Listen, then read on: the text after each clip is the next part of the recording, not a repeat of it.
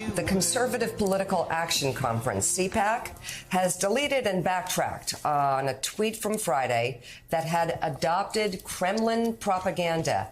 The tweet, which was deleted 3 hours later, read in part, quote, Vladimir Putin announces the annexation of 4 Ukrainian-occupied territories.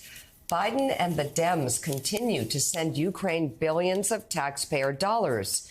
Meanwhile, we are under attack at our southern border. When will Democrats put hashtag America first and end the gift giving to Ukraine? The tweet featured an image of a Russian flag and described the annexation of the regions you see here as official in an accompanying image that listed the territories. CPAC tweeted on Saturday evening that there was a delay in deleting the, quote, unapproved tweet because of a time difference, as the organization is currently hosting a conference in Australia. It also acknowledged the post had belittled the plight of the innocent Ukraine people. You think? Oh, my God. Admiral Stavridis, I'm curious. You've spent your entire life, your adult life, protecting and defending the United States of America, supporting NATO, supporting, whether you're talking about John Kennedy or Ronald Reagan, supporting past presidents, past Americans' belief that Russian aggression must always be met with strength.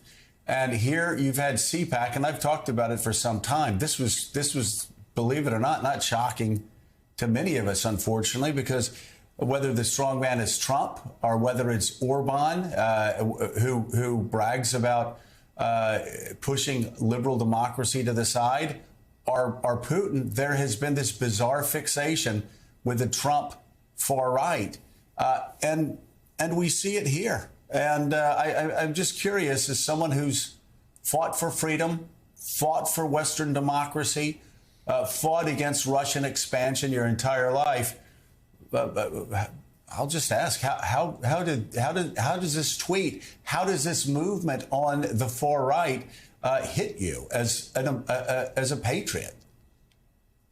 It's a colossal mistake for anybody to lean against freedom, democracy, courage, the stamina, the true grit of the Ukrainians. It's just been remarkable to watch what they have achieved when the odds were stacked against them 8 months ago at the beginning of this conflict. They are literally on the front lines of freedom here.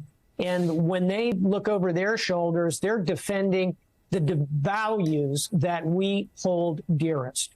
And so I am perplexed that any organization could stand up and be critical of this incredible show of courage and this display of doing the right thing, which is what we see the Ukrainians doing. Here's a shred of goodness in it, if you will.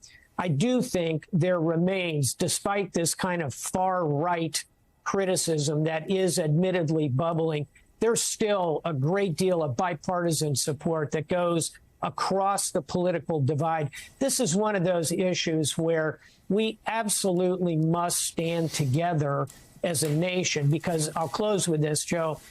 Russia is watching. The Kremlin is watching. Our allies are watching. And when they see divisions here, the likelihood of them continuing to stand and support this valiant and worthy effort diminishes. So it hurts my heart to see that kind of tweet come out and imply a division that I don't think is truly there.